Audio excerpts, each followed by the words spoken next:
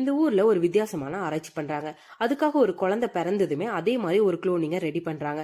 அதுக்கப்புறமா ஒரிஜினல் குழந்தைய அவங்க பேரண்ட்ஸ் எடுத்துட்டு போயிடுறாங்க. குளோனிங்ல பிறந்த குழந்தைய அந்த ஆசிரமத்துல பாதுகாத்து வளர்த்துறாங்க. எதுக்காக இப்படி செய்யறாங்கன்னா, இந்த குழந்தைக்கு 7 வயசு ஆனதும் 2 பேரோட டேலண்டையும் கம்பேர் பண்றாங்க.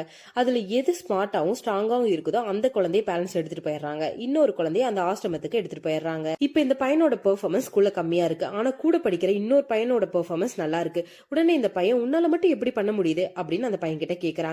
அப்ப கூட இருந்த இன்னொரு பொண்ணு, உனக்கு 7 வயசு ஆனதும் உனக்கு புரியும் அப்படின்னு சொல்றாங்க. அந்த பொண்ணு சொன்ன மாதிரி கொஞ்ச நாள் அந்த பையனுக்கு 7வது பிறந்த நாள் வருது. அப்ப இவங்க அம்மா அப்பா அந்த பையனை ஒரு இடத்துக்கு கூட்டிட்டு போறாங்க. பார்த்தா அங்க இந்த பையனை மாதிரி இன்னொரு பையன் இருக்காரு.